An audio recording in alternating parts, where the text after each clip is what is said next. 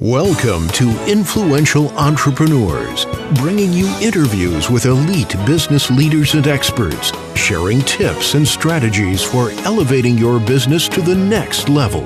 Here's your host, Mike Saunders. Well, hello and welcome to this episode of Influential Entrepreneurs. This is Mike Saunders, the Authority Positioning Coach, and today we have with us Miranda VonFricken, who is a life and career coach. Miranda, welcome to the program. Hi, Mike. Thanks so much for having me. Hey, so I always love learning from people because it just seems invariably you will have a conversation with someone, or in this case, we're doing this podcast interview, and there'll be some tidbit of knowledge that you or I are not planning on sharing, but it just comes up, and it's just a nice, fun way to get to know and learn from other people. So with that thought in mind, give us a little bit of background on yourself and what led you to move past the 9-to-5 corporate job and to move into being a leadership and a life coach. Absolutely. Thank you. So it all started, I'd say, about 15 or so years ago. I was a career director at a college, and I now, as an adult, I see, when you look back, you can see the potential and how it was all starting and unfolding for you. But back then, I just thought I was helping adult students write resumes. That's kind of how that started, helping them to find a job after leaving the program that they were in. But I realized in order to help someone find their best professional fit, I really had to dig into their life, right? Them as a whole person, not just the career side of things, because we all have passions for our careers, but if we don't really dive into how we were raised, the stories we were told, how we came to certain conclusions about why that should be our career, then we can't really help them get into that right fit or realize, unfortunately for some students, that wasn't their right fit once we got into the life side of things. So while I worked at the college, I obtained a master's degree, studied motivation and life fulfillment. It is a degree I created myself through a really cool school here locally. And then I also got certified as a life coach and really started to dive deep into my students, what motivated them, what their drive was, and how it could help them to be the best person holistically, not just in their career. And then that just kind of took off from there. Well, I find it really interesting that you have a degree in motivation, and it sounds to me that it's one of these programs where it's like you can, mix and match and go to the buffet line and get whatever you want. So what were some of the biggest curriculum focuses within that? Because I think that when we hear about motivation and personal development today, we can read books from some of the greats or listen to talks. How did that relate to academia when you were going through that program?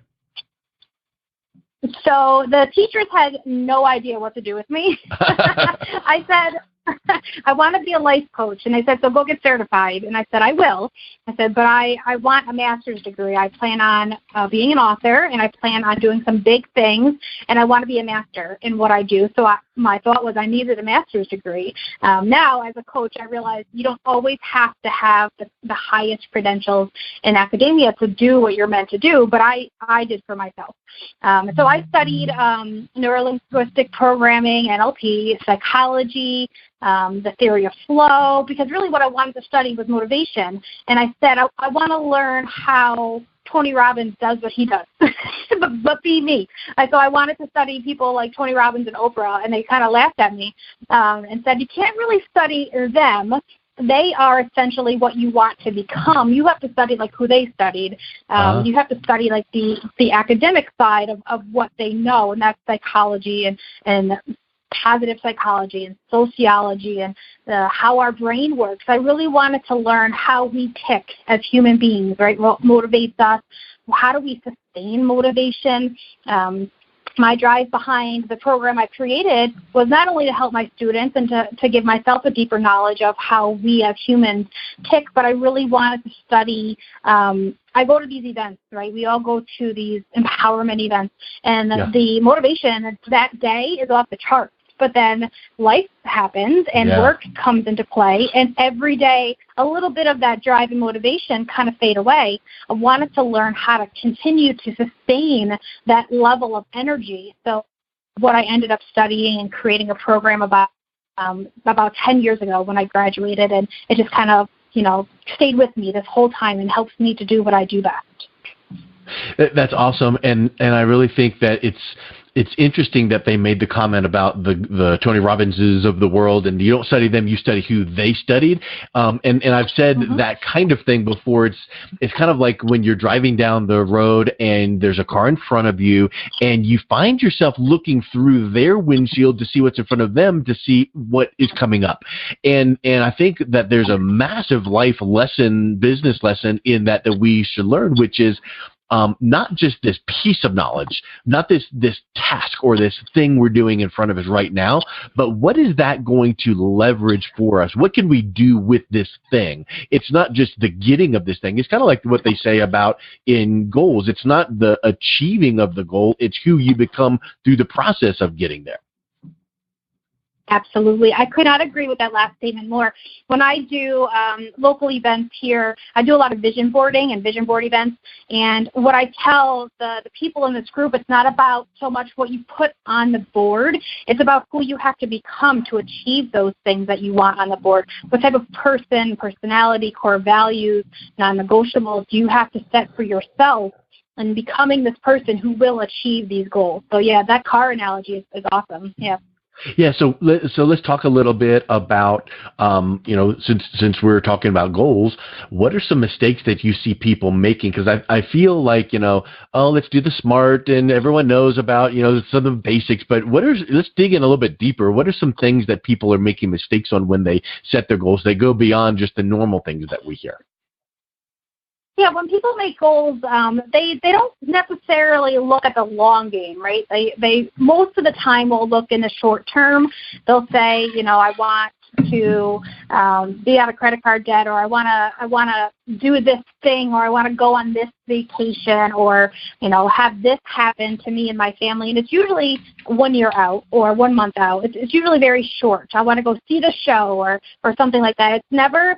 I think the 10-year or the long game is intimidating. So of course we want to reverse engineer that, break that down into baby steps. But they're not looking at these goals as steps. They're looking as achievements and check the boxes. So for me, they're not really digging deep enough. They're not exploring who they're meant to be as a whole person. Like, you want to pay off that credit card, awesome, but really you want financial freedom. And what is that? That's so much bigger. Like, they don't know how to think bigger. And I'm not talking like I want to be a millionaire. No, not a millionaire, a billionaire, a zillionaire. Like, I'm not talking that. I'm really talking about like what paying off that credit card in the short term is going to do for you in the long term. And well, how does that make you feel? What is that going to do for your whole family, your whole life, if you don't have debt? It's going to allow you to make better decisions. It's going to allow you to invest in things that maybe will help you grow. So I love to pull more out of people when I'm setting goals with them, or planning their next year. I want them to think deeper, not just bigger. Yeah. I'll bet you agree with this too. You have to have a why behind those goals, which is kind of what you were saying, but it's like the what's the why? What's the force that pulls you through that? And about, well, I want to say about 10 years ago now, I wrote a book called Believing Your Why. And the whole premise was, you think about goal setting, and here's my goals, and check, and I want to do this and that, but you need to have that why behind it. And that was kind of like the aha moment, back in the day, Simon Sinek, the start with your why. But I felt like if you set those goals too high, and I know this is an element of, goal setting, like, hey, I made $29,000 last year, so next year I want to be a millionaire. That might not be feasible because you might not believe it. But if you went from 29 to, 79, okay, maybe that's more feasible. But where do you feel like it falls into with the personal development, motivation, and goal setting, actually believing why you are setting these goals? So I couldn't agree more. Believing in your why is really the important piece, right? So people will say, oh, hey, what's your why? What's your why? And I think at this point now, people kind of graze over, like their eyes kind of glass over sometimes too, about what that means. It's surface level, like, oh, my why is because I don't want to have debt anymore, or my why is my family, my why is to quit my job because I'm not happy. I don't think they really understand what that actually entails. Like, why is so much bigger than one thing. And believing in your why really means believing in yourself, if you think about it, because your why is something that comes from you, your gut, right, your internal instincts and believing in that. But you also have to, while you're believing the why, you have to trust the who, and that who is you. So I really get people, when I speak on leadership, it's about self-leadership for me. Like, if you can lead yourself properly, that means not only creating that why, but understanding it, believing it, and living it. But it's trusting it as well. Yeah, I like that. Believing it is one thing, but then trusting it is a whole other aspect. And I think when you think about pushing or pulling, if you had a rope, how far can you push someone with that rope? Well, you can. If you picture this limp rope and you take the end of it and put it against someone and you push them, it's just not going to do anything. But if they hold on to that and you start gently pulling, you can pull someone, and that becomes something where they want to go. So I feel like when we trust and believe our goal-setting objectives, that should pull us toward them. That should motivate us, not throwing our hands up, rolling eyes, going, okay, I got to do this thing because it's on my goal list. It's got to pull us and draw us, because that's where you're passionate, right? Absolutely. Absolutely. People have to really engage in that feeling of fear, right? So that's what they're thinking. When they don't trust something, it's because they fear it, they don't believe it, they don't have any proof of it. So sometimes you just have to learn to love and trust yourself, and then all the rest kind of falls into place, right? The rest of that is strategy. You know, the foundation of success is really truly believing in yourself and knowing that you've already been given the power you have to achieve these goals. You wouldn't have them on your heart if you didn't have the ability to step into them today, not in the new year or tomorrow, but right away. And let's use that last word that you just said, right away, and think, because it makes me think of something else. When you have this idea or this goal, don't just tuck it away and go, yeah, someday I'll, get going now, right away. Take some kind of action step toward it right now. Maybe it does not have to be massive action, but maybe something, whatever that something could be, because that starts that momentum. Absolutely. People now, I hear a lot more talk about messy action, and that gets my OCD in a flare. Yeah. So, like hearing messy action, but I understand the thought behind it, right? So we have all these wonderful ideas, and honestly, this is my true belief, is that if you don't act on something that you're meant to, God will give that to somebody else. Yep. Right. And I think that, I feel there's so many wonderful things that the world needs to hear. And if you're being, and I say this wholeheartedly, if you're being selfish and keeping it to yourself, then who are you helping? It's going to fade away. It's going to get lost in the translation of life. And no one's going to be able to create a transformation that you were meant to impart on their life because you were selfish and held on to something. So, yeah, absolutely. Take action, whether it's messy or organized. But really, I think the scariest part is telling somebody what your idea is for whatever reason, whether you're afraid they're going to take it or afraid someone's already going to do it or it's been negated or that nobody will believe you, or, and which is really probably the truth, you're fearful to tell people your idea because then you're going to have to act on it. Yeah. And you just start acting on it and tell people you're already doing it, then it's already out there. They're going to believe you and already trust in you because they know you're already taking action towards it. Yeah, that's awesome. Hey, so let's talk a little bit about something that you just mentioned in passing, is that vision board. And I know that ties into goals, but you say that you use your vision board as your business partner.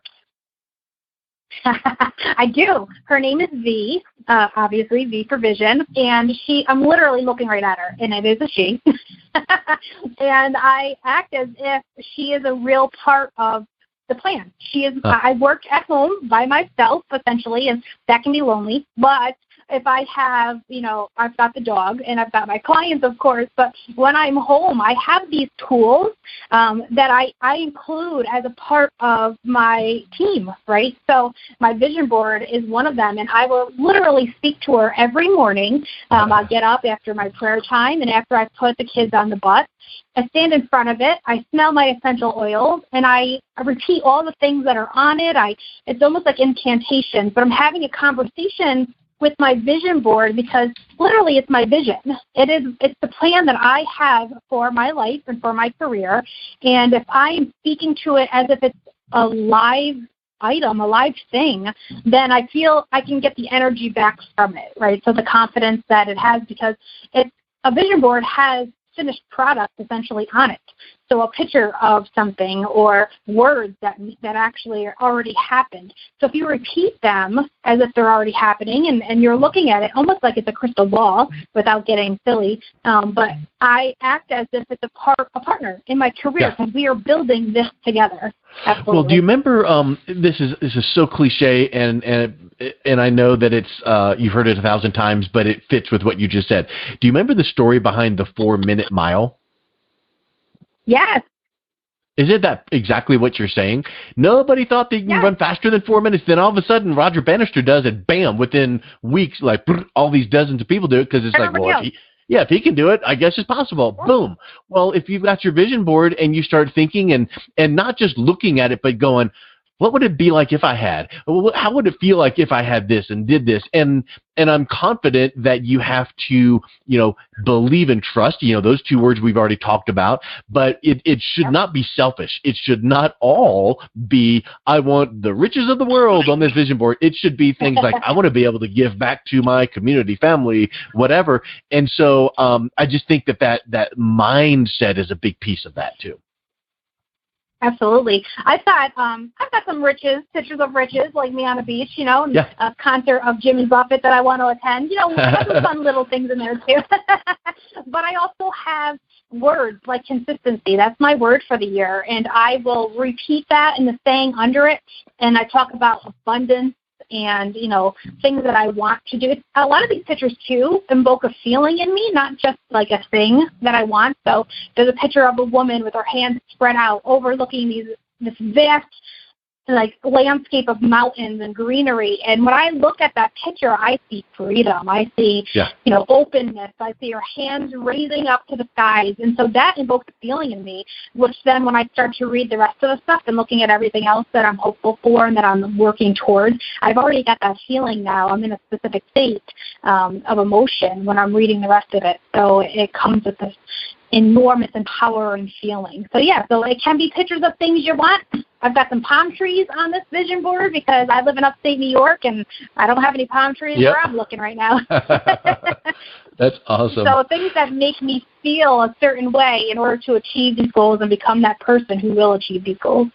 Yeah, that is so awesome. Well, let's wrap up with what is the best way for someone to reach out, connect with you, and kind of see how you could help them out personally and professionally. Absolutely. So I'm on almost all of the social media sites. LinkedIn is my number one. I'm obsessed with LinkedIn. It's a great platform. But then I'm also on Facebook, all under my name, Facebook, Instagram, and I'm new to TikTok, but it's quite entertaining. And then I have a website, MirandaVonFricken.com. Awesome. Well, Miranda, it was really, really great getting to know you and talking with you. Thanks for coming on. Thank you. You've been listening to Influential Entrepreneurs with Mike Saunders. To learn more about the resources mentioned on today's show or listen to past episodes, visit www.influentialentrepreneurssradio.com.